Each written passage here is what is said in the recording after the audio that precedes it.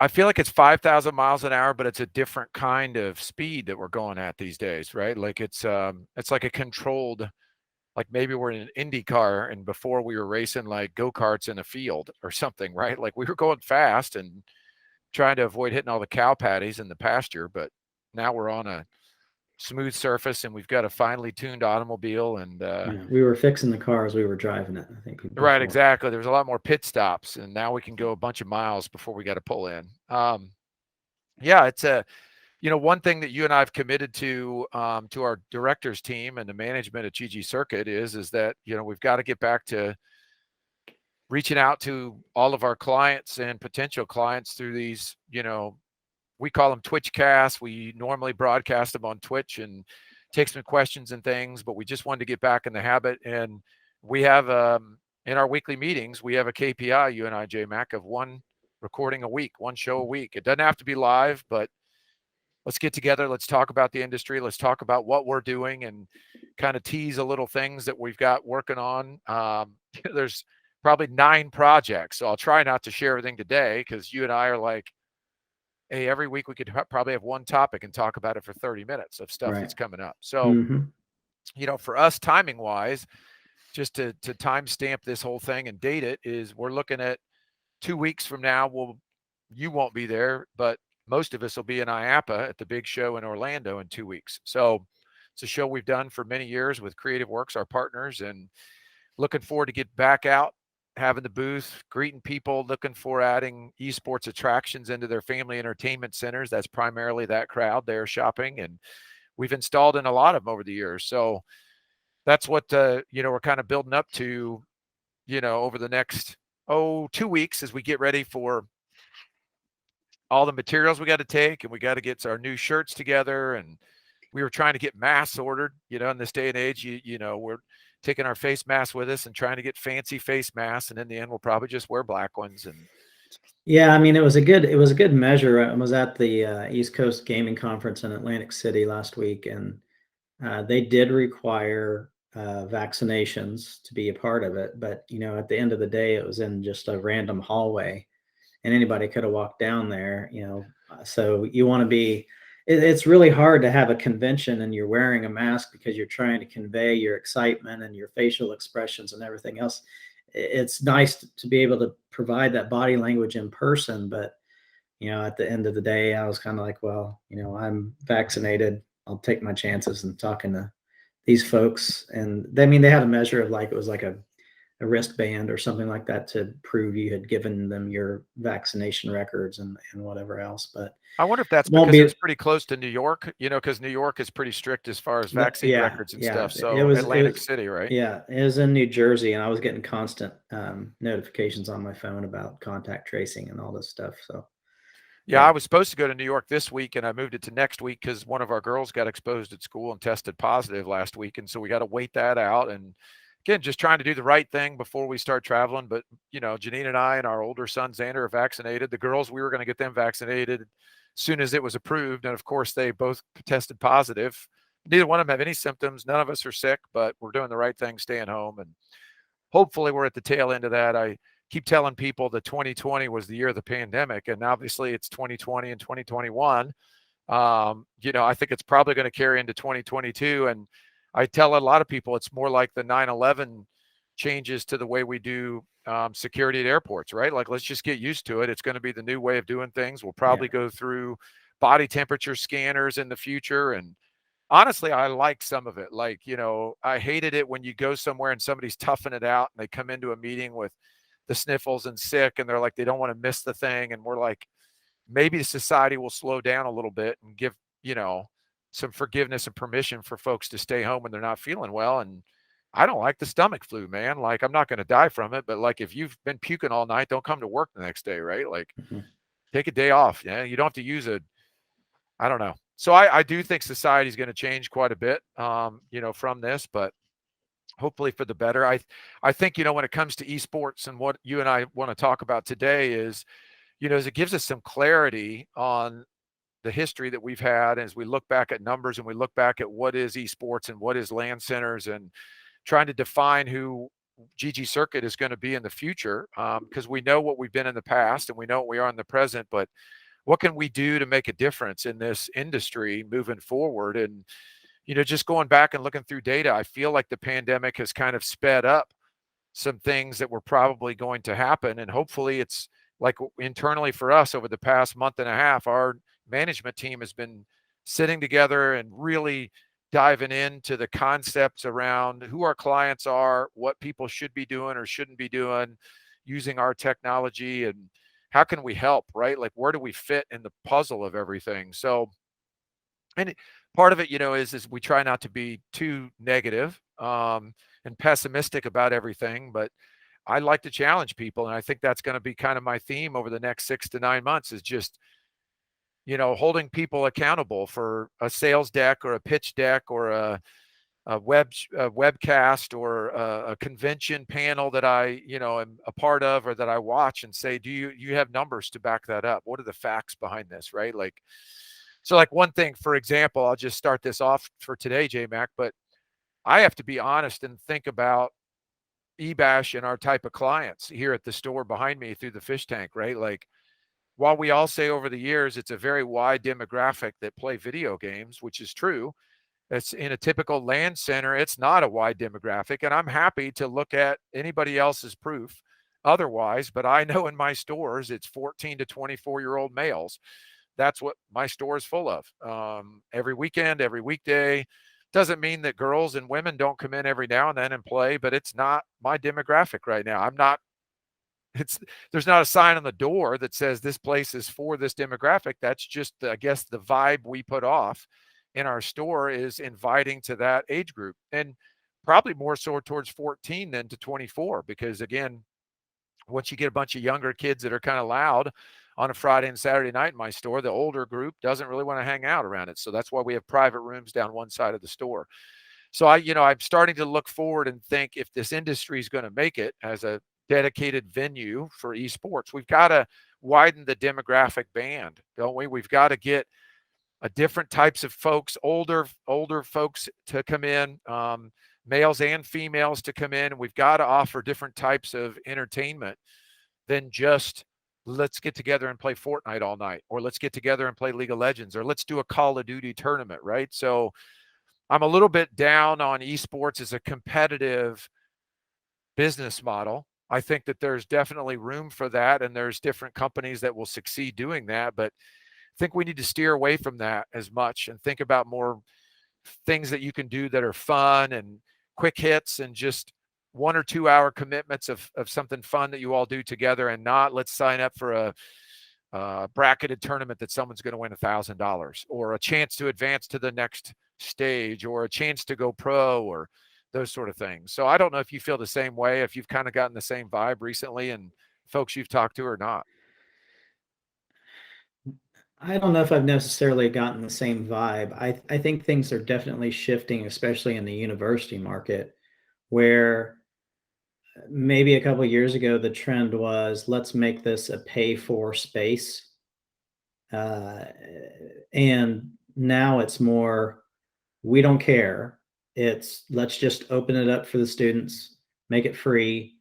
And I feel like their ROI is more, if we make it free and open and it gets utilized, then our ROI will come in tuition. Yeah, so Where, that's a big point you and I've talked about. yeah, I think Exactly.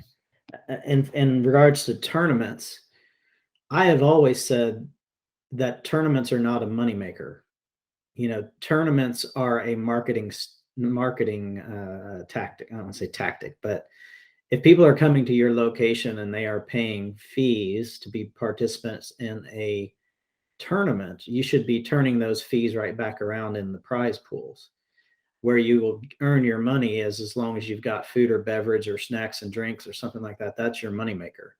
I know when we would do big tournaments at eBash, we would always say hashtag water sales, but that was true. Like, would get 100 to 200 bottles of water sold in that day. So, I've never said that.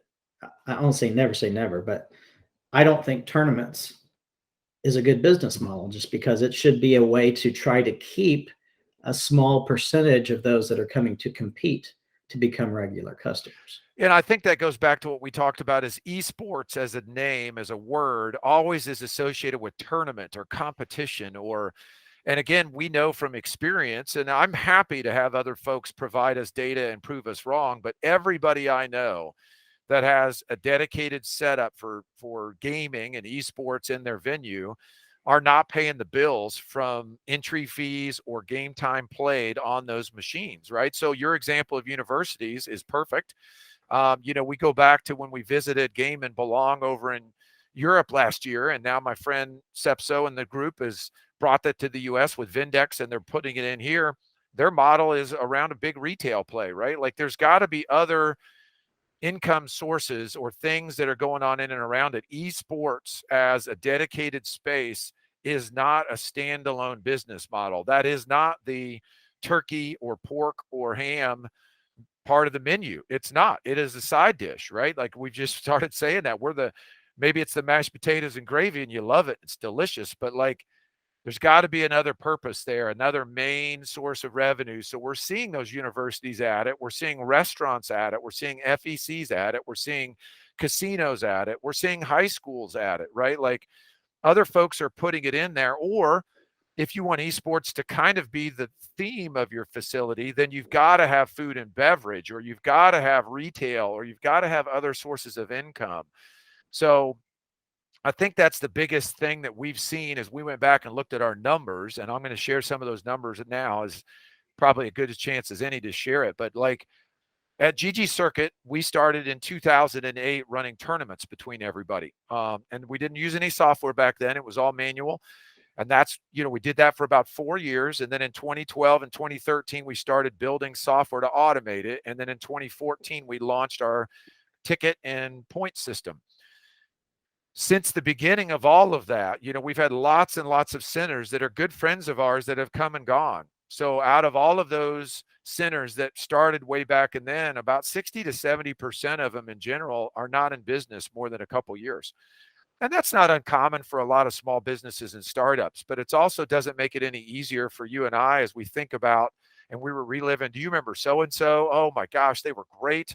They were always participating in the tournaments, and they got to year 3 and they didn't have enough money left to reinvest in their PCs, or their rent got jacked up in month 4 or 5 and they had to move out, or the building got torn down and they couldn't afford to move, or, life changes happened to them personally, or whatever the reason was. It's just all of us in this business that we sit with our stores that are just esports. It's a month to month, year to year proposition. We're not guaranteed to be here in 3 to 5 years. It's a hustle every single year to keep the thing going. And so, again, I get really frustrated with people that think that they could hang the word esports or talk about the word esports as if that thing itself is going to make them money or is some sort of business in itself. It's not, right? Like, let's be honest, the money comes into video gaming through the publishers, right? Or the hardware providers of all the equipment. That's who gets all the money. And so unless you're partnered with all of those folks and get inside of that chain of flow of money, then like, what are you going to come up with that's going to have money come out of folks' pockets into your pocket besides things like food and beverage, or maybe other types of entertainment besides esports? So right outside this window is pinball machines. That's my next project that I'm doing personally here in town, is the Bank of Pinball. We're integrating pinball machines with an online system to track scoring, just like we do with esports. And we think we can use that to widen our demographic band for eBash and reach more potential customers that will hang out in our store. And again, I want to do better food and beverage alongside of it, right? Like, that's it for me. That's what the direction I'm going. Yeah. Just back on the topic of the word esports, I mentioned this in our staff meeting yesterday.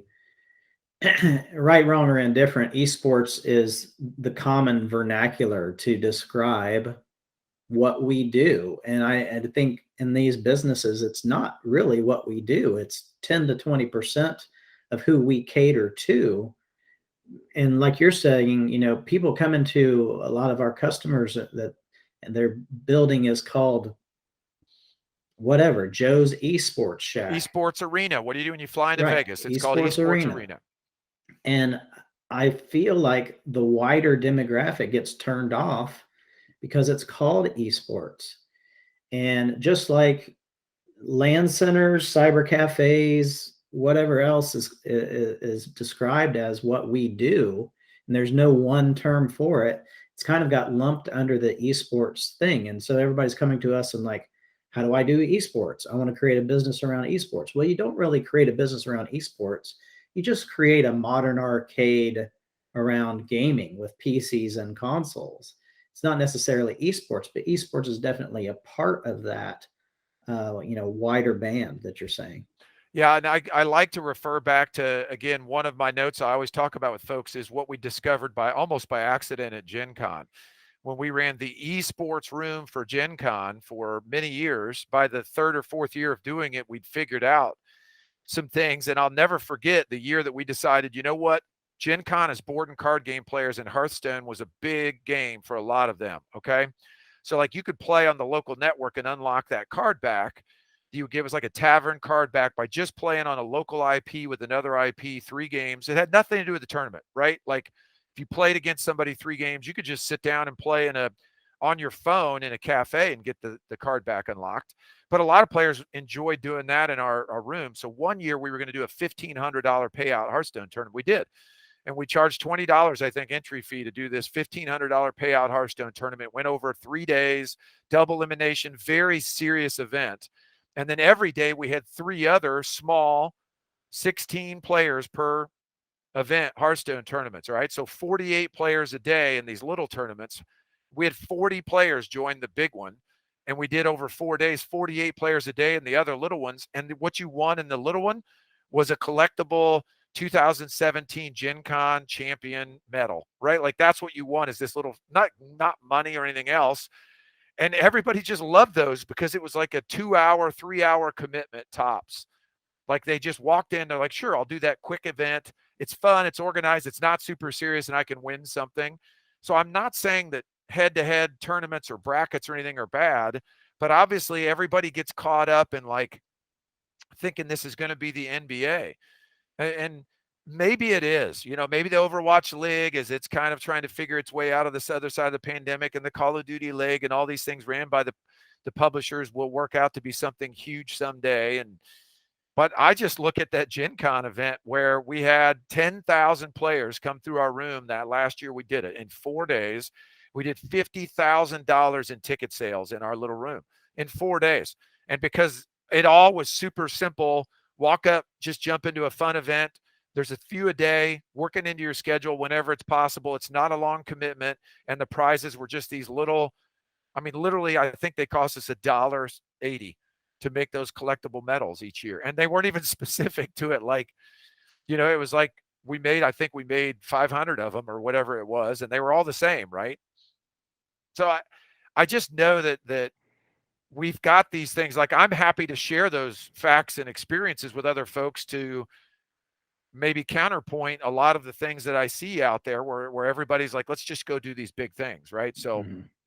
and again, Yeah, yeah, and, go and ahead. Hearthstone wasn't just the focus. I mean, we did 10 to 20 games. I think it was something like 5,000 events or something like that that we offered up in 4 days, and people just had to. It was like a carnival. People just had to go buy tickets and give us a ticketing system. But it was the scenario that we talk about where it's just for fun. There's no winners category, there's no losers category. But I think that can be somewhat difficult to create in a LAN center environment. And so those are the things that we are really focusing on with our event system that we have in ggLeap, our leaderboards that we have in ggLeap, where multiple things can be happening all the time, and they are just casual, fun things. You might get a prize, but it's not going to be anything, any kind of windfall. Yeah, and I think about other folks as we looked at that long list of people that are still with us, not the ones that necessarily closed, but the people that are still with us today.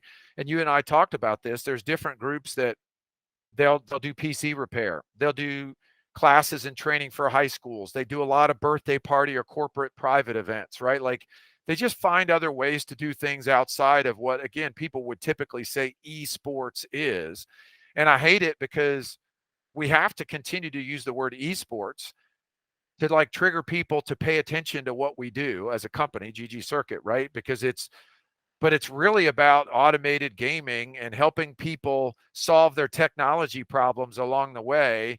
And we're starting to try to do that more as we onboard these clients, is like, okay, what is your business model? Because we're not here to provide you a business model. We're here to be your technology partner and automate as much of the process for you as we can. As I think back to 2004, when I started, that 6-month learning curve for a guy who was a Cisco engineer, ran a huge ISP. We built our own software to do automated billing that's still used by a $250 million ISP today, right? Like, we knew what we were doing. We had no idea what this business was like. And so it cost us 6 months of figuring things out before we could even feel like we had a handhold on it. And that's what we can do as a company for people getting into video gaming and esports in this industry now, is like, hey, we'll become your technology partners, right? That's what we want to be. We want to be your technology partner. We have folks that can help do it. We've got software that'll help make it easier. And then we've got folks that are around to support you, because it's never going to stop changing, which is great and fun.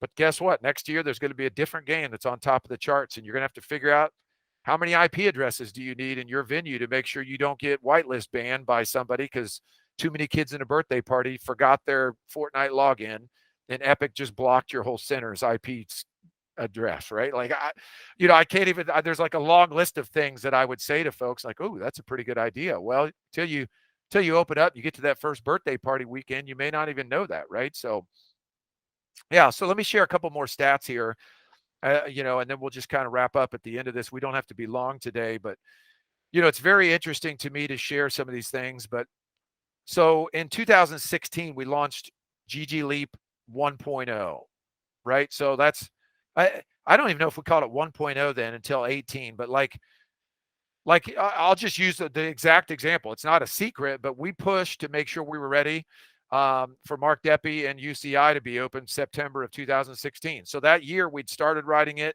and we were very close to being done. We used it at Gen Con in August. And I remember we had 2 more weeks after that to fix bugs and fly out to UCI's grand opening in September. That was our first real client on the software at that point. We had about a dozen folks testing it, but that was our first real client. So since then, like, we had signed up and through, the next couple years, about 1,134 centers. Okay. So that's what that's how much we've put up since we started the system in 18. So 1,134 centers have been created in the current GG Leap system. There's 691 active. You can go to industry.ggcircuit.com to see every month we update that. It's 691 as of today. So that means, I should have calculated this number. It's about a little more than 50% are still in business, right? But if you go back further than that, all the way back to 2016, only about 35% of them are still in business that have started over the years. So, and it's not pandemic related, folks. Like as much as you want to say the pandemic has really crushed these, it just fast forwarded it, because we looked at yearly trends from 2016 through 2019, and they're the same data. It's just that the pandemic probably fast forwarded some of those folks. So like, I could use some folks, I don't want to embarrass them, but there are folks who opened just before the pandemic that are already closed, that I'm just going to be honest, they probably weren't going to be open more than a year or two anyway, because that's just what the data shows, right? Like, that many people go out of business in this industry in the first couple years. So hopefully on the other side of this, we can guide folks into starting for the right reasons, right? Like,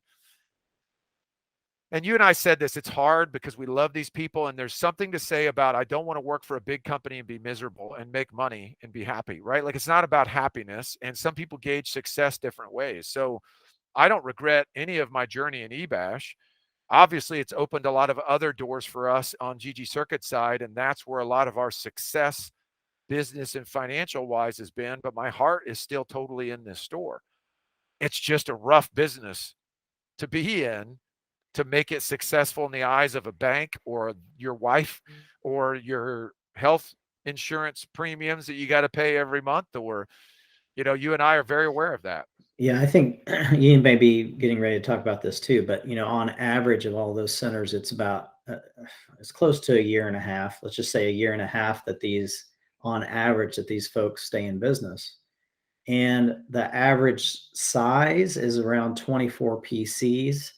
Um, there was something that you said, and I lost my train of thought there, but I think going back to talking about being a technology partner, this is not something that we're just jumping into right now after doing these evaluations and numbers.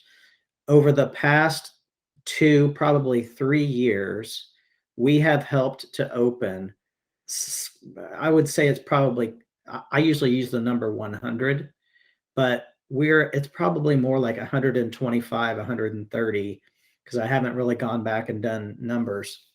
So we have helped to consult, whether remotely, anything from startup consulting saying, hey, this business may or may not be for you, to our team showing up, putting chairs together, putting desks together, configuring the network, training people on the software. And close to 70 of those we log in on a daily basis and keep all of their game updates on. So, Zach, you're saying it took you about 6 months to feel comfortable with this business. If these folks are open an average of 1.5 years, that's a half of year off. Take a half a year off, they're really open for a year because they're still learning. So if we can take that away from, not necessarily away from them, but be their partner, bringing them up to speed in half that time or less, that's where we feel like we can help out the best in taking a large chunk of that daily work off of their plate. Because most of these folks that are coming to us now are more the business visionaries, business folks, rather than the technology hobbyists, and so or technology, Cisco engineers, etc. So being able to take that work off their plate, is humongous value. Because as we've said in the past, you have to be a special type of person to have all these different skills, to be an extrovert, people person, marketer, advertiser, technologist, a financier, accounting, everything in between, because most times you are the figurehead of this business. If we can take off network configuration, PC setup, daily game updates, consulting, and whatever else, that's a huge chunk of your work that you don't have to worry about. Yeah, and again, the theme for us has been moving forward, like we've got to guide the folks that are starting in this business is to, we're not going to pick your main course. Like your main business has got to have some sort of model that's not the word esports. Because again, I'm happy to debate this with anybody else who feels like they're a super awesome expert in esports, but explain to me and show me someone that's gone out and made money doing esports as like a verb, as a noun. I don't even know what to say. Like, what does that mean? And they'll say, oh, well, it's like birthday parties and all these events. Well, then you're an event planner, not esports. You're using esports as the event, but you're an event planner. You're good at that, right? So like you have to have something you're good at. It's, if you got grandma's spaghetti recipe and you want to open a restaurant, right? Like you got to be passionate about it and be a good cook. And then you've also got to be good at marketing and advertising and all these other parts of your business. It has nothing to do with having grandma's awesome spaghetti recipe at your fingertips, right? Like, I mean, there's a lot of folks that can cook really good food that are terrible at running a restaurant. Yeah. I think too is, we could open this data, we could show people, what we're seeing in the trends, but especially in America, international economies and their embrace around esports is way different than America. If you looked at our data and the locations that have opened, very, very few have been able to open up more than one if they are not a franchisor. And even with the franchisors, I don't think they're around enough yet to see that kind of data of how long that they'll be open. Um, and even, I mean, even us, you know, we've tried a handful of second and third locations at the same time, and we've only been able to keep one open for this long of a time.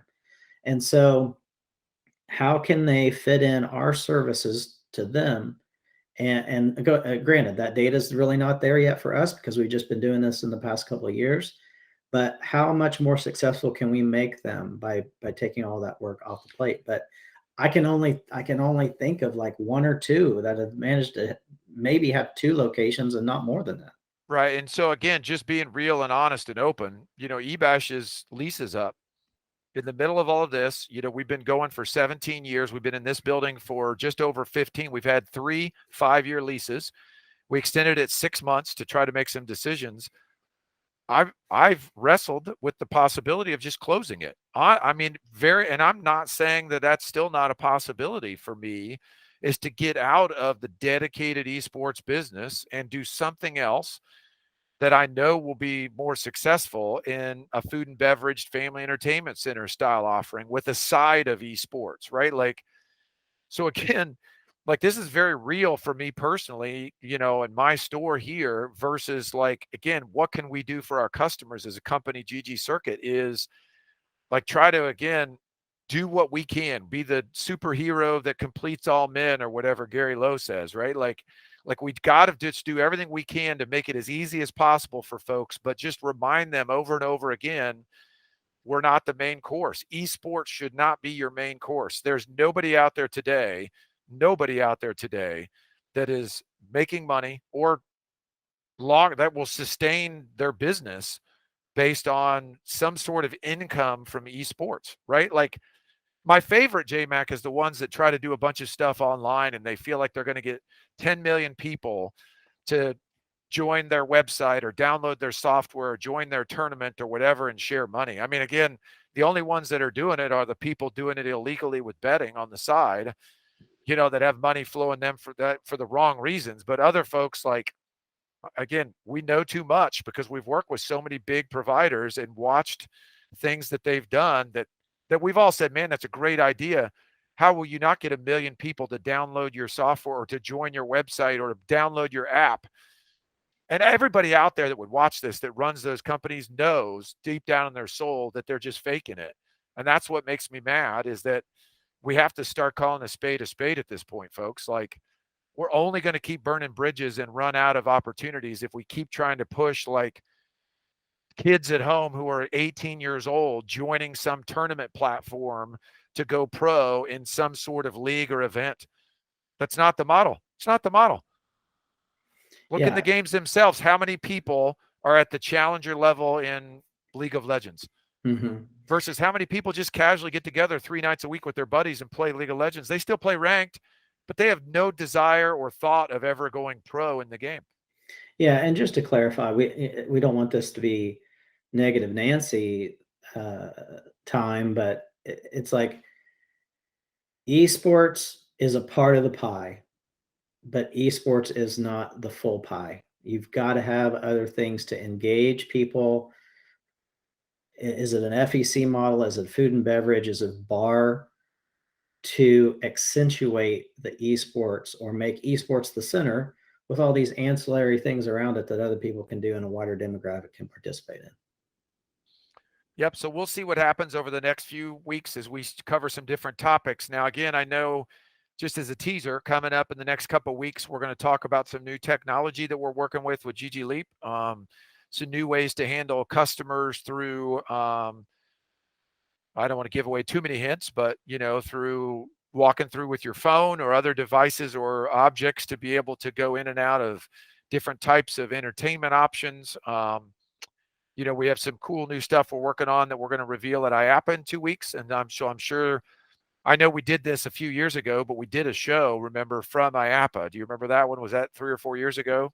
So Yeah, right before when we announced I like know you're on Fortnite stuff. vacation that week, so you have to put the burden on maybe Dustin and I, or maybe Winger can jump in and help us. Dustin can hold the camera and do the tech stuff, and Winger and I will blab for about 15, 20 minutes. So Yeah, I mean, as far as I'm concerned, I'm getting ready to do a podcast with Wide World of Esports, I believe it's called, this afternoon. And then on November 9th, for those universities that may be watching this and may be interested, November 9th, 2021, I'm doing a webinar. It'll be similar to this conversation about finding your path in regards to esports venues from a university perspective with ACUI, which is the college union organization.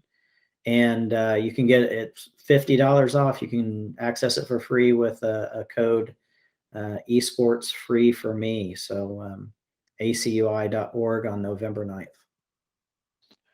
Looking forward to doing these weekly. So next week, we'll definitely do one for sure. The week after that, I'm in IAAPA. You're gone on vacation that week, but we'll try to get one out, maybe Winger and I that week. And our goal is to just have a one, and we'll go back to Twitch. Like, we'll start doing them live and allow people to jump in. I'd love to debate this with folks that are happy to give me some sort of data or examples. Again, everybody's shy to share their numbers, right? Like, everybody talks a big game, and I'm like, cool, are you willing to share your numbers? Like, and again, break it down for us, right? Like, if you want to report your annual revenue, but you want to tell us how much comes from esports or how much comes from your side businesses, because that's what folks need to get used to, is that esports is not a standalone business model. It's just not. It's not. I love it, and I think it's huge, and it's going to be a big part of gaming, but it's not a standalone business model. Yeah. All right, buddy. All right. Until next time. Peace out. Nice guitar, by the way. It's a cheapo. Is that just to make you look suave? Yeah, I don't. Like? I haven't played it for 3 years.